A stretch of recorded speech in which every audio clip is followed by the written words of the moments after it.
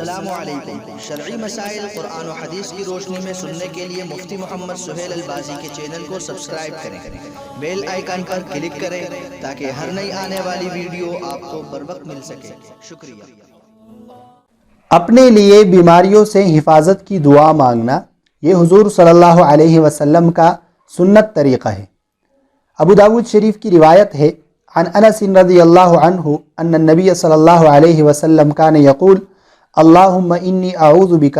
من البرص والجنون والجذام ومن سیء الاسقام۔ حضرت انس رضی اللہ عنہ فرماتے ہیں کہ حضور صلی اللہ علیہ وسلم یہ دعا مانگا کرتے تھے، اے اللہ میں تیری پناہ مانگتا ہوں برس سے، پاگل پن سے، کوڑ کی بیماری سے اور تمام بری بیماریوں سے۔ حضور صلی اللہ علیہ وسلم نے ان تین بیماریوں سے پناہ مانگی ہے۔ حضور صلی اللہ علیہ وسلم کے زمانے میں یہ جو بیماریاں تھی، برس کی بیماری جس میں انسان کا بعض جسم سفید ہو جاتا ہے اور بعض جسم کالا ہوتا ہے، جو برا لگتا ہے اور لوگ اس کے پاس نہیں بیٹھتے، ین محسوس کرتے ہیں،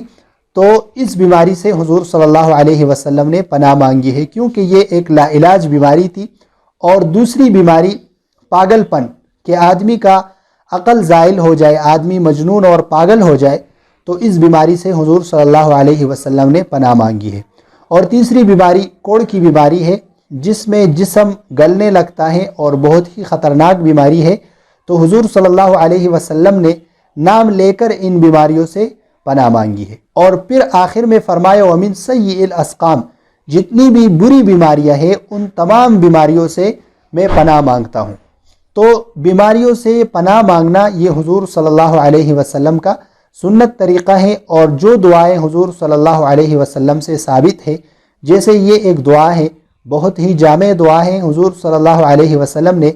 اس دعا میں برس، جنون، پاگل پن، کوڑ کی بیماری سے پناہ مانگی ہے، اور تمام بری بیماریوں سے، تمام بری بیماریاں جن بیماریوں کا کوئی علاج نہیں ہے یا جو بہت ہی زیادہ خطرناک اور مہلک بیماری ہے، ان تمام بیماریوں سے حضور صلی اللہ علیہ وسلم نے پناہ مانگی ہے۔ تو جو شخص اس دعا کا اہتمام کرے گا اور اس کو پختہ عقیدے کے ساتھ پڑھے گا کہ یہ حضور صلی اللہ علیہ وسلم نے ہمیں یہ دعا سکھائی ہے، اور صبح شام اس دعا کا اہتمام کرے گا، تو اللہ تعالیٰ کی ذات سے امید ہے کہ اللہ تعالیٰ اس کو تمام بیماریوں سے محفوظ رکھیں گے۔